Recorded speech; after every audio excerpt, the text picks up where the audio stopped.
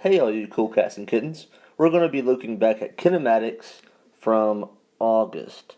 So the variables we're dealing with are delta x, v naught, v, a, and t. So we have displacement, initial velocity, final velocity, acceleration, and time. So again, there are 5 equations we dealt with, and you should have these in your notes, or you can pause the video and get these things jotted down if you can't find those. The column on the right hand side where it says not involved, those are ones that are not involved at all in the problem. So on our practice assignment, one of the first calculation questions gives us just variables, okay? So for an example, this will be like probably number 2, I think, on your homework. I want you guys to always set up what I call the delta x table. So basically we list out all of our variables, where in this one it's going to give you a v initial, and mine is negative 2.13, the time is 3.96, and then the acceleration is negative 9.98, and the units here are meters per second squared, and seconds. And we are looking for the final speed. So this is what our unknown measure is. So in this problem, delta x is not involved. So if you look up at our equations, we would use the second one down. So to plug this thing in, we're going to be using v equals v naught plus at. So v is unknown, v naught is negative 2.13.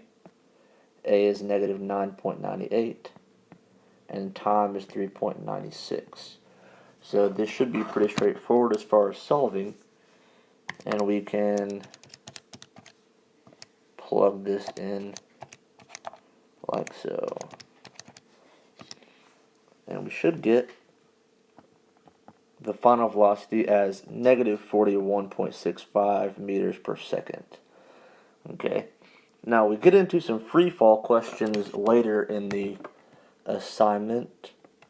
So, for example, we have another one to look at here. Let's do example 2. If a ball is dropped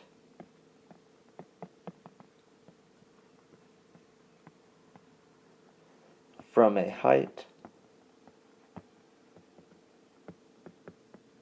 of 5.1 meters, what is its speed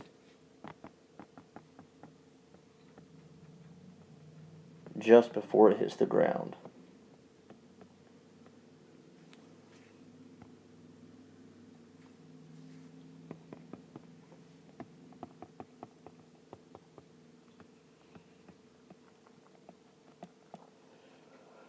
So our delta x table would look like this. We would have our delta x, v naught, v, a, and t, where delta x ends up being a negative 5.1 because it is going down 5.1 meters.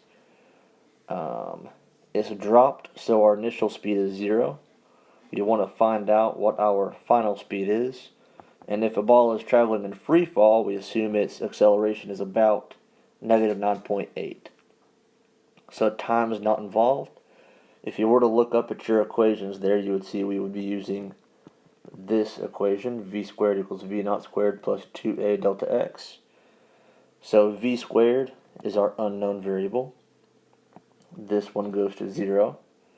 We have 2 times negative 9.8 times negative 5.1.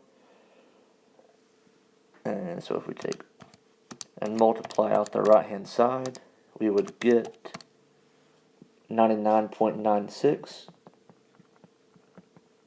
So the square root of that would round to about 10. And since we are moving downward, we would select the negative answer of that, because remember,